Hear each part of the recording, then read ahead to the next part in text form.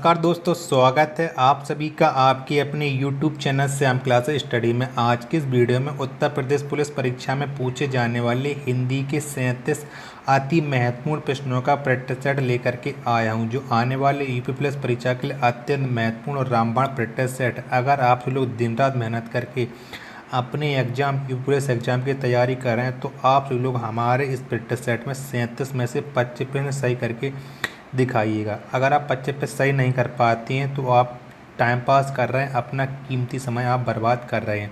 तो practice set पूरा करिएगा। प्रैक्टिस सेट पूरा करने के बाद आपको आपकी तैयारी पता लग जाए कि आपकी तैयारी यूपी पुलिस परीक्षा के लिए कैसी चल रही है। प्रैक्टिस सेट पसंद आता है तो वीडियो को आप लाइक कर दीजिएगा।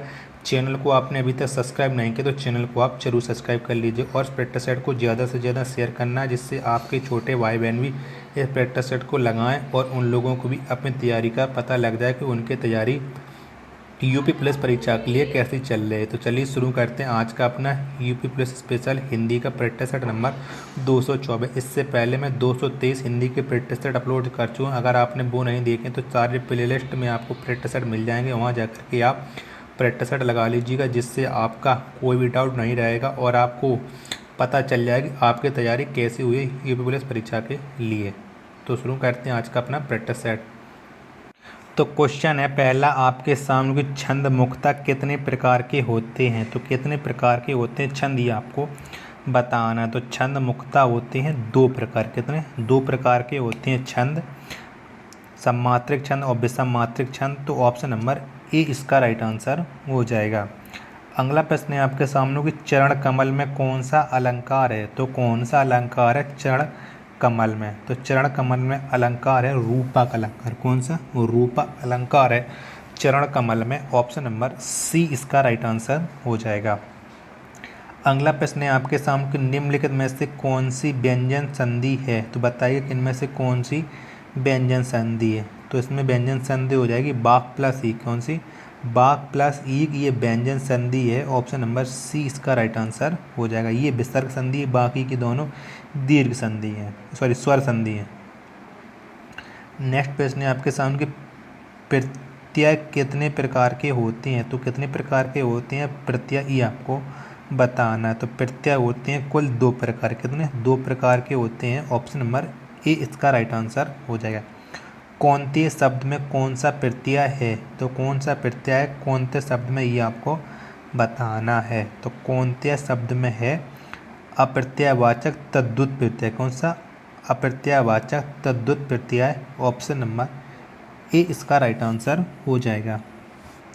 नेक्स्ट प्रश्न है आपके सामने कि हिंदी की बोलियों को कितने वर्गों में रखा जाता है। तो कितने वर्गों में रखा जाता है हिंदी की बोलियों को, ये आपको बताना है। तो हिंदी की बोलियों को रखा जाता है 5 वर्ग में। कितने?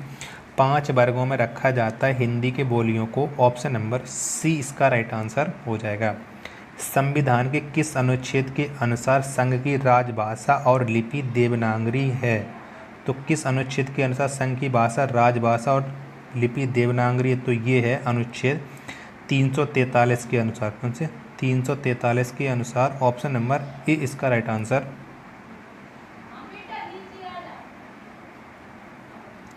अगला प्रश्न है आपके सामने कि राजभाषा अधिनियम कब पारित किया गया था। तो कब पारित किया गया था राजभाषा अधिनियम, ये आपको बताना है। तो राजभाषा अधिनियम पारित किया गया था 1963 में। कब? 1963 में राजभाषा अधिनियम को पारित किया गया था। ऑप्शन नंबर सी इसका राइट आंसर हो जाएगा। इनमें कौन सा मुहावरा नहीं है, कौन सा मुहावरा सही नहीं है, ये आपको बताना है। तो कौन सा नहीं है? तो इनमें से सही मुहावरा नहीं है सोचते रहना, ये सही नहीं है। बाकी के तीनों लिखे हैं ये सही मुहावरे हैं। तो ऑप्शन नंबर डी इसका राइट आंसर हो जाएगा। अगला प्रश्न है आपके सामने कि भारतीय काव्य शास्त्रियों में सर्वप्रथम किसने महाकाव्य की विशेषताओं का वर्णन किया है। तो किसने किया भारतीय काव्य शास्त्रियों में सर्वप्रथम महाकाव्य की विशेषताओं का वर्णन? तो ये किया है भामह ने। किसने? भामह ने किया है। ऑप्शन नंबर बी इसका राइट आंसर हो जाएगा। इनमें कौन सा शब्द अग्नि का पर्यायवाची नहीं है। तो कौन सा शब्द नहीं है अग्नि का पर्यायवाची? तो ये पवित्र है, ये अग्नि का पर्यायवाची नहीं है। ऑप्शन नंबर डी इसका राइट आंसर हो जाएगा। नेक्स्ट प्रश्न है आपके सामने कि मैं उस पर विश्वास करता रहा और वह मेरी आंखों में धूल झोंकती रही। इस वाक्य में काले मुहावरे का अर्थ यानी आपको बताना है कि आंखों में धूल झोंकती रही, इसका अर्थ क्या हो जाएगा। तो इसका अर्थ आपको बताना है। तो इसका अर्थ हो जाएगा धोखा देना। क्या? धोखा देना इसका अर्थ हो जाएगा। ऑप्शन नंबर ए इसका राइट आंसर हो जाएगा। होनहार बिरवान के हो डॉट डॉट, इस कहावत को पूरा करिएगा। तो इस कहावत को आपको पूरा करना है कि तो करिएगा। चलते हैं। तो होनहार बिरवान के होत चीकने पात। क्या? चीकने पात। ऑप्शन नंबर डी इसका। अगला प्रश्न है आपके सामने कि लेखपाल शब्द का अंग्रेजी पर्याय है तो कौन सा है? लेखपाल शब्द का अंग्रेजी पर्यायवाची ये आपको बताना। तो इसका अंग्रेजी पर्यायवाची है अकाउंटेंट। कौन सा? अकाउंटेंट है। ऑप्शन नंबर सी इसका राइट आंसर हो जाएगा। इनमें कौन सा शब्द पृथ्वी का पर्यायवाची नहीं है? तो कौन सा नहीं है पृथ्वी का पर्यायवाची, वो आपको बताना है। तो पृथ्वी का पर्यायवाची कौन सा नहीं है? तो ये दामिनी है, ये पृथ्वी का पर्यायवाची नहीं है, ये बिजली का पर्यायवाची है। ऑप्शन नंबर ए इसका राइट आंसर हो जाएगा। सेना के पहुंचते ही आतंकवादी 9-2-11 हो गए। वाक्य में काली मुहावरे का अर्थ बताना। तो आपको अर्थ बताना है 9-2-11 होने का। तो इसका अर्थ हो जाएगा, कौन सा अर्थ होता है?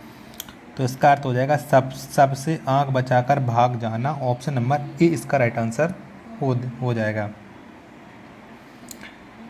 अगला प्रश्न है आपके सामने, खड़ी बोली का दूसरा नाम क्या है? तो क्या है खड़ी बोली का दूसरा नाम?